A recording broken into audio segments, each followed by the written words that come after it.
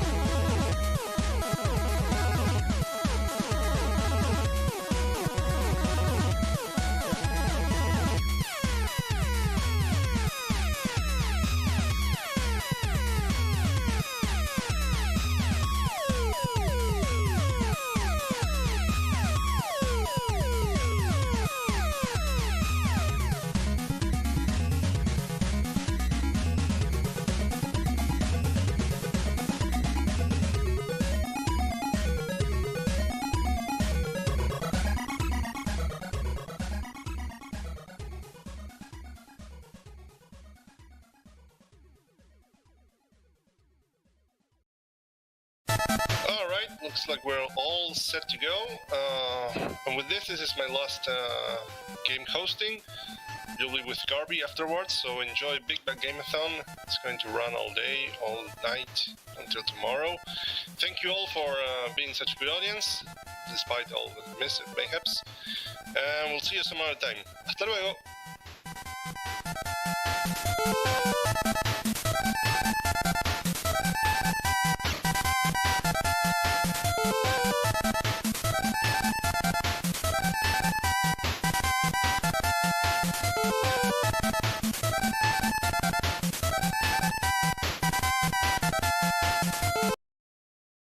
They're really hard to like memorize the exact routes for. You know what always throws me off is there's a few stages where you really have to be pouncing as soon as you start the stage, and I forget which ones those are. Exactly. Oh, hey, we're live. Oh. Hello, everybody. That was quick. Hello, everybody. Welcome to Bubsy the Woolies Strike Back, and I'm here with Pete. Yeah, we're going to be racing the PS4 version because I don't own this game on PC, and Kowal was kind enough to play it on the PS4.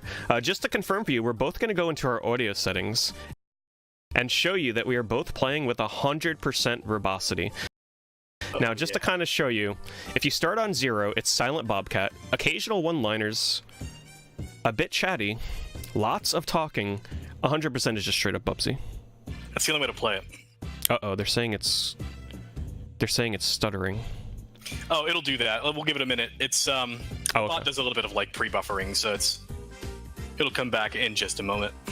Okay. Were they able to hear us, or was it? Yeah, it might have cut a couple fractions of seconds of audio out.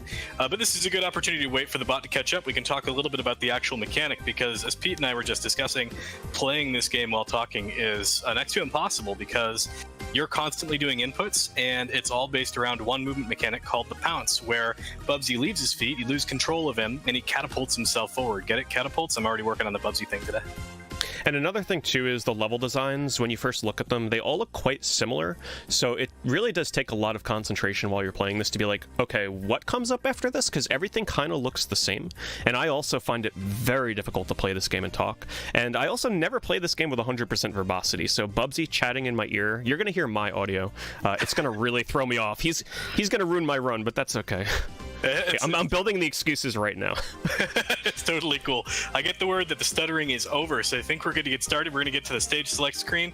And Pete, best of luck to you. Yeah, good luck. Hold on, let me actually get there. Gotta remember how my buttons are mapped on this controller. I haven't played it on PlayStation in a couple of weeks. So we actually skip the tutorial level, and we go straight to the first level in the game. You want to give me a countdown? Alrighty. In 3, 2, 1, Bubsy. Oh, yeah. Oh, right, the load times. I forgot about that. So PlayStation is awesome, but it also means we get a lot longer load times. The PC is actually quite a bit faster. Do you use a joystick to play this or the D-pad? I actually use a PlayStation 3 controller through my PC. Oh, okay. But do you use the joystick or the D-pad when you use it? Usually the D-pad. I get a little more control that way. I actually play it using the joystick. I don't know, I feel like I have more control when I use the joystick in this game. Oh god, no. Okay, I almost made a huge mistake there already. So one of the things that we're both working on as much as we can is to route in as many pounces as possible. I mentioned that's the time-saving mechanic, and it's enormous. Each time that we pounce on level ground, it's worth about 0.8 seconds versus running the same distance on foot. Oh, shit. Going downhill, it's actually even more than that, so we want to use it as often as possible. Bubsy, of course, still has his characteristic glide. That's really important. It's going to allow us to cross some major gaps, like the one at the beginning of the next stage. I had really good movement on that first one. I really messed up. This is one of my weakest stages, to be honest, because there's so many technical things that you have to do, and I just brain farted on a couple things, but that's okay. We can easily...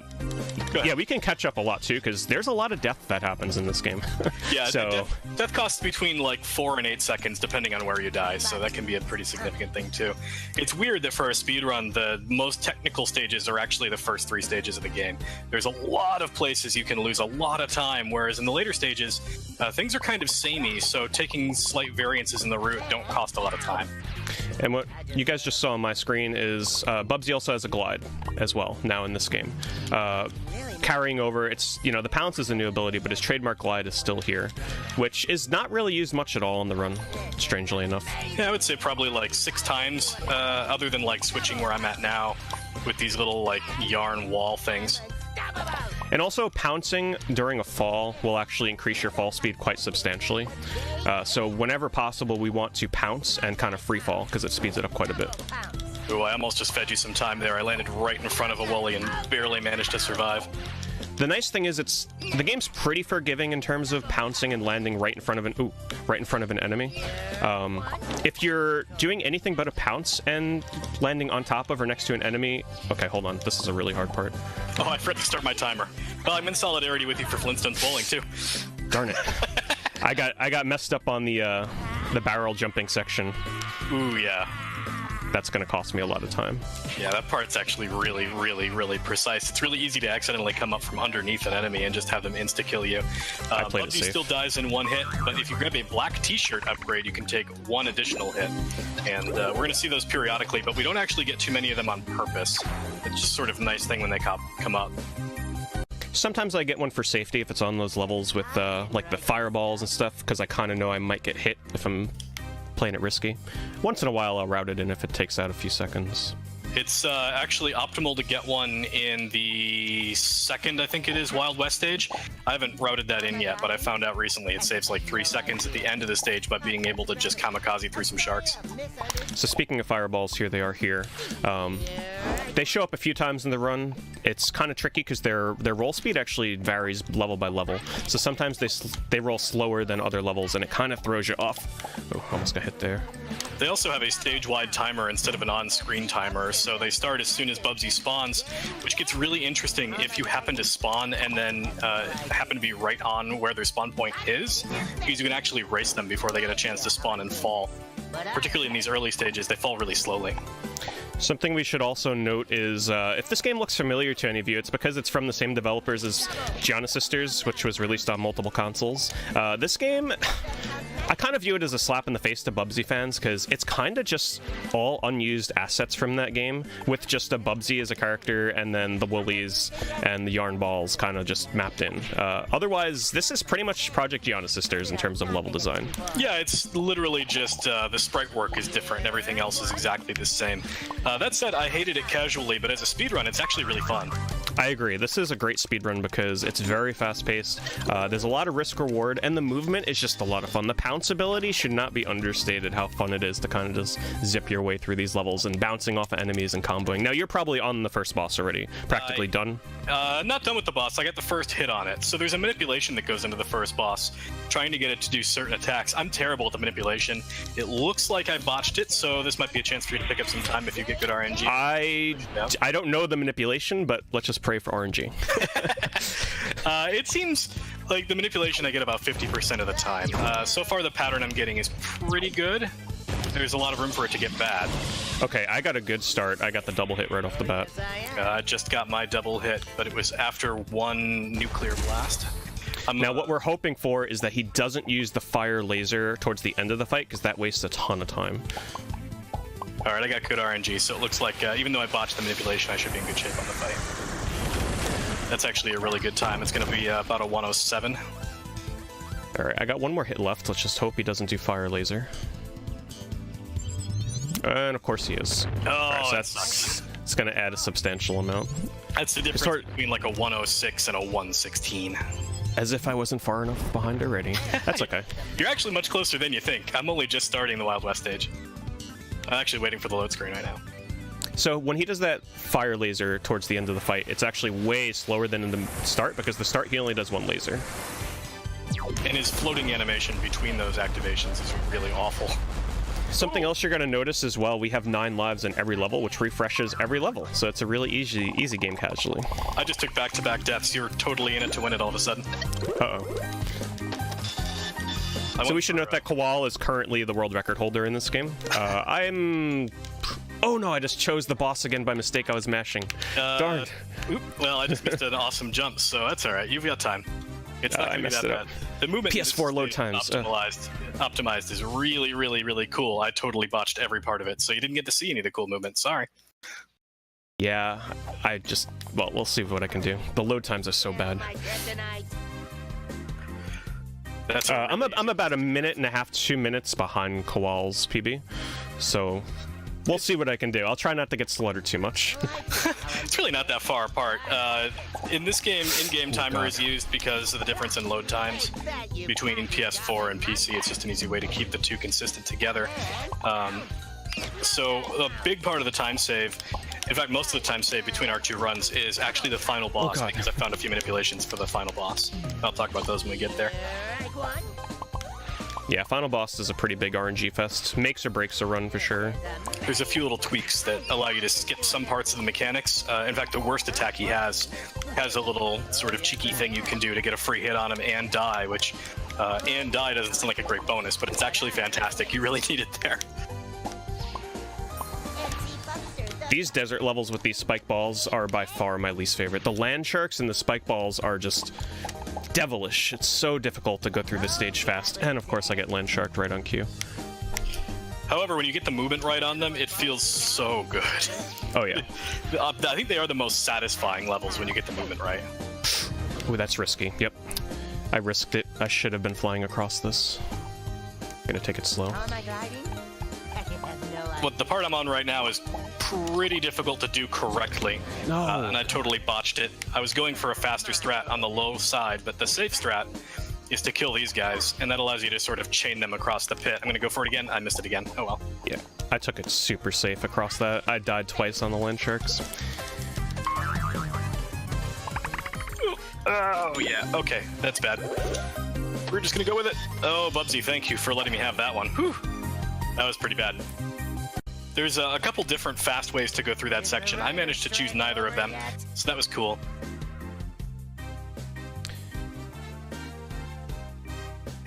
There we go. All right, that's a little bit better. Put this level behind me.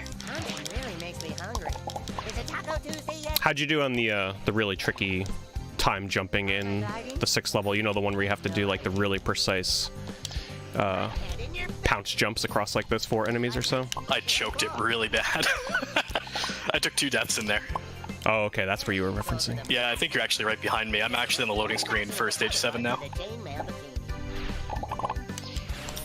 Oh, and I forgot to be pouncing right away, so that's a good start. There's really cool movement for this one too, and I just sort of fell asleep at the wheel. Oh, yes, I am. Okay. I almost threw it. Okay, we're taking it super slow. Okay, we're good. There's a really tricky skip I just did right there, and I'm sure Pete's going to go for the same thing momentarily. It saves a ton of time, because normally you're supposed to have to loop down the low road and come back over the high road.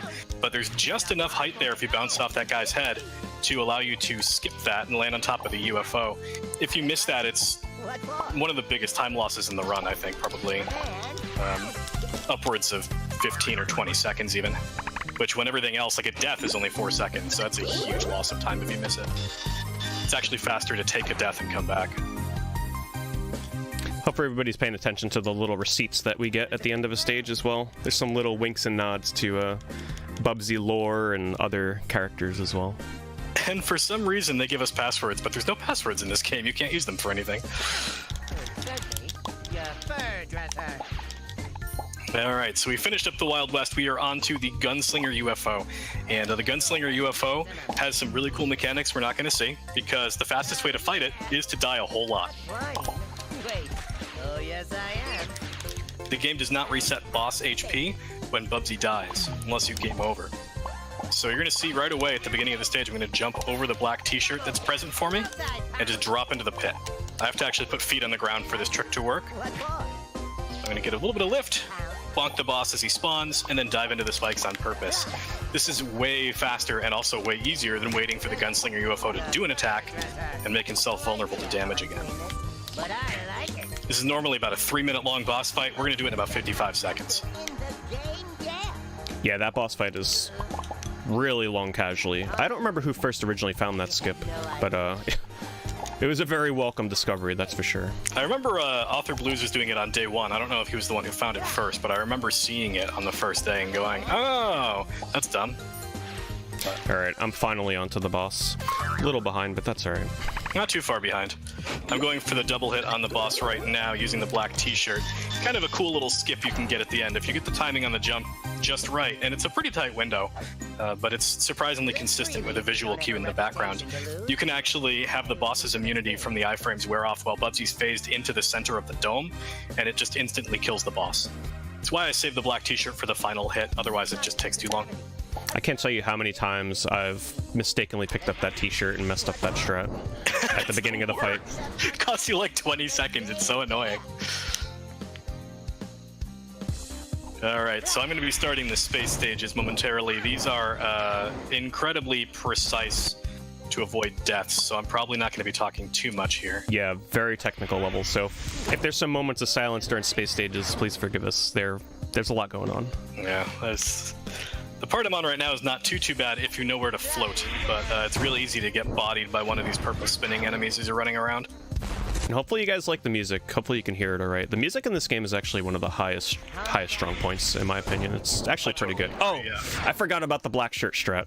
Oops. See, talking in this game, that's okay. Talking is the hardest part of this game. Ooh, just barely made it past that Woolie. This section can be really deadly if you miss one of the cycles.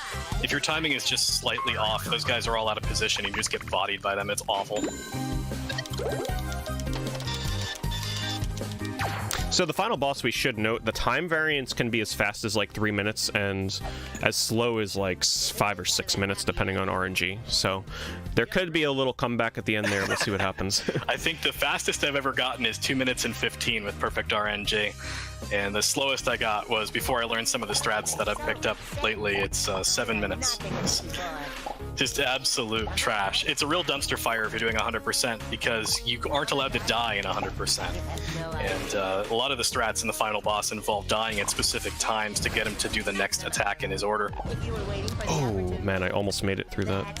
The floating gauntlet wastes a ton of time if you die here. I think this is what you were referencing earlier. Yeah, that's a really scary part of the run. It's real easy to botch it, wind up right underneath one of the enemies and just get crushed by them. This is the level I'm on right now is also really notorious for that because the spikes in the ground have bigger hitboxes than the drum that you're landing on to catapult up the walls, and it's really easy to be on the drum and still die because you get catapulted through it. Oh! Well, that's one way to die. I don't think I've ever actually died that way before. That's a new and interesting way to do it. And a lot more to go. Ooh, goodness. Another really bad spot to die. This level's really punishing. I'd go as far as to say this is the most dangerous level in the run, the one with all the floating, because the deaths are so costly. I would say it's either got to be that one or the second Wild West stage are both really brutal. Thankfully, Space 2 cooperated for the most part. About 6 seconds behind PB on it, but otherwise it was a pretty clean stage.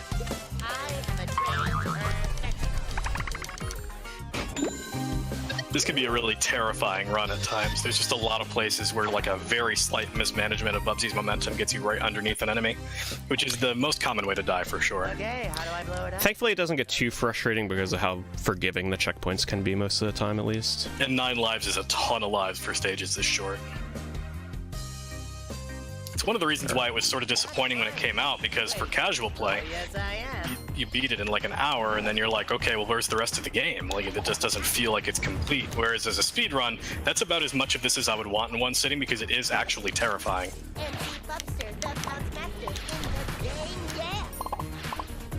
Yeah, I'm on the level now with a bunch of spikes, so I'm gonna be a little making sure I'm not messing this up. The one we have to like jump through a lot of the rock walls, and the hitboxes for the spikes in this look a little weird because they actually go up and down, so you can actually land on them and survive when you don't think you should be able to. Yeah, and there's a lot of, it's now sort of outdated, but there was a lot of speed strats originally using that on purpose. Like parts where you try to get it in certain cycles so that you could survive landing on the spikes to save time. And then, of course, the drums that sometimes you hit them and you don't want to, and it shoots you right up into an enemy. Or right up into the wall, which happened to me earlier. That was kind of annoying. This guy's gonna chase me for a while. There we go. Didn't get like any of the skips I wanted on that stage, but it was still a pretty decent stage. The difference between doing a stage really well and doing a stage sort of okay is rarely more than 10 seconds at the most. So getting a 105, my PB on that stage is like a 54. It's not like that big of a difference. It mostly just looks cooler when you nail all the strats. So you're on the final boss right now? Moving to the final stage. Okay. Final stage is kind of sad because it starts off with this really cool idea where you're in the pits and you're navigating and there's the rising lava, and I thought that was going to be the whole stage, but then like after the first few jumps, as you can see on my side right now, and we're done. That gimmick is over. We don't have to worry about that again forever. That's the one time we see it and it's just gone. And I think it was actually the coolest part of the level design, and we get it for about 8 seconds.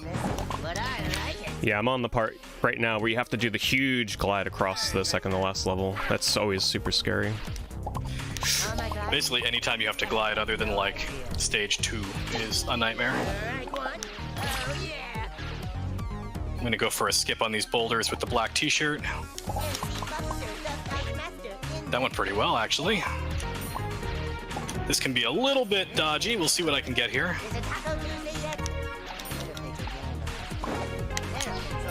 I'm going for a really bad speed strat right here, and I really shouldn't go for it, but we're gonna go for it anyway. Wow, somehow I got it. Cool. I can count on one hand the number of times that's worked. That platform is very, very narrow. It's actually narrower than it looks, and trying to pounce on it from where I did is a very low success rate maneuver. It's much safer to glide, but it saves about 1/8 of a second. Mostly just a swag strat. It should also be noted that the yarn balls for the speedrun have no bearing. It actually slows us down a little bit, honestly, because at the end, it counts up how many yarns we collect, and it's just very, like, we're talking nanoseconds, probably, how much time it wastes. But if you're going for 100% in this game, good luck to you. I think it's every 5 yarn balls is about 1 frame, so it's a very small amount, but it does add up if you get a whole bunch of them. Alright, so here's the first skip that I found in this boss fight. He's supposed to be immune to damage right there, but we just jumped through him. It's totally fine. Don't worry about it. For whatever reason, kneeling in that position over there makes him vulnerable to damage on the first pass. I have no idea why. It's something I found by accident. I was actually trying to take an intentional death and realized I damaged him. Went back to check the VOD, trying to figure out what the hell happened, and that's what happened. So I actually saved that black t-shirt for when he does that maneuver, specifically so I can hit him, wait for the attack to finish, and then hit him again. Generally speaking, you get one hit every 40 seconds or so, so I'm already 2 hits deep. It's only 45 seconds long. Yeah, I noticed that too when I was fighting that boss when I was first learning the run. How, like, I was just damaging him out of nowhere, and I'm like, wait, how did that happen? I just got a free hit in? How? There's a double hit as well when he uses the laser. So I should mention the boss works in 3 phases, and the attacks get progressively more interesting. It has the same suite of like 5 attacks, but the attacks gain a couple extra features each time that the boss enters a new phase. This is the slowest attack, so this is a bummer in terms of RNG. We don't want to see this one. But like in this one, we'll get more of these. They'll be faster. He'll shoot them in 3 lines at a time. We get more of those giant blasts that are at the end. When he does those lines across the battlefield, he'll start doing them diagonally, and he'll do more of them. We really want to see him summon Woolies. That's the fastest one because it looks like this. And we can take an intentional death. Intentional deaths are routed in here on purpose because it actually is way faster to wait for the boss to do an attack after a respawn than it is to wait for another attack animation. I think the best I've ever seen from that pink laser, I think he did it like 3 times in a row for me once, and I would probably never see luck like that ever again. My 215, he did it 6 times. 215? Oh my god. Yeah, it was really The best cool. I ever had was like 245. I'm not going to get a 215 this time, I'm here to tell you. I still have 3 hits left at 206. I'm just starting the boss now. Oh, and I'm such an idiot, I picked up the shirt. That's okay. Oh, he's doing energy balls again. I'm debating an intentional death. Nah, we'll see if I can get it. It looks cool to dodge all this This stuff. works out. I get the free hit here. Nice. I picked up the shirt and he did just the attack I wanted him to. I'm gonna take the death here, actually, I think. I probably could have waited, but let's see what happens. Well, let's see. What is he going to give me? Nope, I'm taking the intentional death.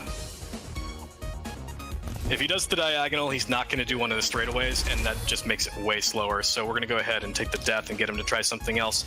Hopefully he doesn't try to do more lasers, or if he does, he goes left to right again. Oh, that's really slow. He's going to do the laser balls again. This boss wants to get you back in the game, Pete. We'll see what happens. It actually makes it a kind of fun race in that regard, because even if there is a big time disparity, this can bring a runner back in it, even if they're a few minutes behind. Yeah, it really depends on what the boss wants to do, and there are workarounds for some of these. The only one that doesn't have a workaround that I've been able to find is when he shoots the energy balls, which unfortunately he's decided he wants to do a lot of. Yeah, but we're he's getting the doing that lasers, right now. so I should get him in just a second here. I'm gonna go for a quick hit. Nope, I shouldn't have gone for it. I'm dead. No! Bubsy, no! I'm giving you a chance. I went for a swag kill that I really didn't need to go for. I could have waited it out and just hit him normally, but I really wanted to get the quick hit because that's really fun. He's at half health for me right now. Let's see. No, we're not going to get a decent lines pattern, so I'm taking a death again. Come on, final boss. Don't let me down. It's actually rare these days that I get one that's longer than 4 minutes, so this is pretty bad RNG. Pretty bad execution, too. I mean, I did miss 2 tricks already, so... Did you get the black shirt extra hit off? I did. I'm just waiting for the final attack animation now. That's time. I took the intentional death here because that laser attack that he does, sweeping from one side of the screen to the other, just takes forever. Yeah, there's the one quick hit you can get on it if he does the right pattern, and other than that, it's just way faster to die on purpose. We're gonna get to see some beautiful little credit action over here. Oh yeah, wait until they see the reward for beating the game with the end cutscene. It's so gratifying. Oh yeah, totally worth all the hard work. Honestly, not that much hard work. I think most of us finished it casually in about an hour. Now, were you one of the people that bought the collector edition for this game for $40 like I did? No, I bought the Steam edition for $20, and then I bought the collector's edition on eBay later for like $8. Smart man, smart man. Yeah, well, that's $40 plus tax. Yep. Oh, this is horrible RNG. I'm gonna take the death again because why not? That just takes forever. It's pretty bad today. This is also why a lot of people give up running this game, because nobody likes this amount of RNG at the end of a run. Especially a run this technical, because it's so easy to lose like 2 seconds early in the run and be like, well, I guess I have to reset. And then you get here and you lose 3 minutes because the boss decides he wants to troll you. Yeah, so the collector's edition came with a business card and a postcard. Talk about, you know, scraping the pennies to try and rip people off. That was absolute value is what that was. But as a Bubsy fan, couldn't pass it up. I was really surprised they didn't put like a poster or something in there, you know? Oh, yes, I am. Yeah, go back old school. Give us a poster like the Nintendo Power Bubsy poster, which has amazing artwork. It's actually really good. I have that in the other room. But I like it. I was inspired. I saw a picture on Twitter of Author Blues framing his, and I decided to go out and get a frame for it. I just haven't gotten around to putting it up yet. Alright, I got a 4-minute fight, and that's it. Alright. Good game, good race. Good race. We were actually really close at the end there. Yeah, the final boss certainly screwed you, that's for sure. Well, I wasn't that far ahead of you coming into it either. I think I was only about 45 seconds ahead of you. Well, I appreciate it. I've submitted Bubsy not knowing that Kowal also submitted Bubsy to this marathon, so I was more than happy to do a race with him. The more Bubsy, the better. Yeah. And coming up... Oh, go ahead, sorry. No, you're up. It's your show right now. So I got one more game left for you guys, and oh boy, you're in for a treat. It's Life of Black Tiger on the PS4, so get ready for this one. All right, I'm going to bow out of this part of the stream. Enjoy your Life of Black Tiger. I'm going to join the viewing audience. Thanks, Kowal. Thank you.